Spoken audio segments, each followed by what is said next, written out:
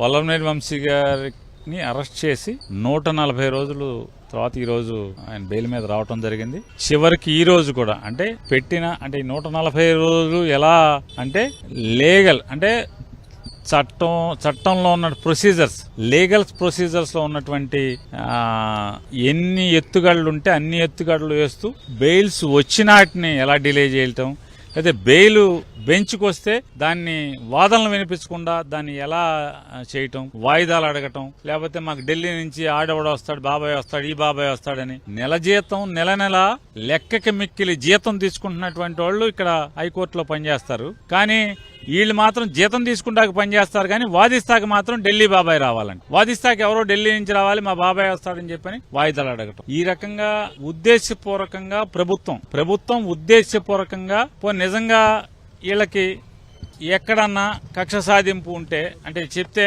Yes మేము కక్ష సాధింపుగా లోపలేసామని చెప్పేటువంటి ధైర్యం లేదు. కేసులేమన్నా మమ్మల్ని తిట్టారు, మా నాన్న తిట్టారు, లేకపోతే మా ఇంటి వాళ్ళని తిట్టారు, ఆ కేసులు కాదు కదా. కేసులన్నీ తప్పుడు కేసులు. 5 ఏళ్ల క్రితం, 10 ఏళ్ల క్రితం, 14 ఏళ్ల క్రితం ఏదో సంఘటన జరిగిందని ఎవడో ఇవాళ కేసు పెడతాడంట. ఆఖరికి ఈ రోజు కూడా సుప్రీంకోర్టులో ఏ రకంగా ప్రయత్నం చేశారో మీరందరూ చూశారు. అంటే అణచివేత ద్వారా, తప్పుడు కేసులు పెట్టడం ద్వారా న్యాయశాస్త్రంలో లేకపోతే న్యాయశాస్త్ర ప్రొసీజర్స్ అంటే లీగల్ ప్రొసీజర్స్ లో ఏమేమి లొసుగులు ఉన్నాయో, ఎలా దాటవేయచ్చో, ఎలా అవతల వాడిని ఏడిపించొచ్చో ఇట్లాంటివన్నీ కూడా చేస్తూ మరి ఇంతకు తీసుకొచ్చారు. ఏం చేస్తారు? పోనీ పారిపోతాడా రాజకీయాల నుంచి? మీరు చేసినటువంటి వేధింపుల వల్ల, అక్రమ కేసుల వల్ల, అక్రమ నిర్బంధాల వల్ల, లేదా ఉద్దేశపూర్వకంగా అతని ఆరోగ్యాన్ని కుళ్లబెట్టడం ద్వారా ఏం చేస్తారు? రాజకీయ జీవితం నుంచి, ప్రజా జీవితం నుంచి, గన్నవరం రాజకీయాల్లోంచి, గన్నవరం ప్రజలకి సేవ చేయడంలోంచి ఏమన్నా పారిపోతాడా? పారిపోడు కదా.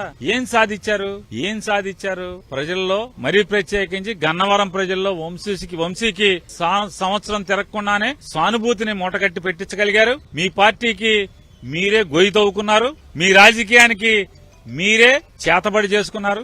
ఏం సాధించారా అంటే సునకానందం తప్పితే ఏమి సాధించలేదన్నది అల్టిమేట్ గా రేపో మాపో లేదా 4 ఏళ్ల తర్వాత ఖచ్చితంగా ఎవరెవరైతే దీంట్లో పాత్రదారులున్నారో అందరూ కూడా తెలుసుకుంటారు.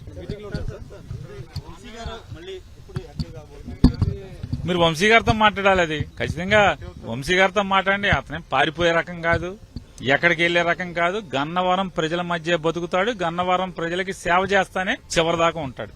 ఈరోజు అక్రమ కేసులు పెట్టినటువంటి గన్నవరం మాజీ శాసనసభ్యులు వంశీ గారు అల్టిమేట్ గా న్యాయం గెలిచి ఈ రోజు బయటకు వచ్చారు.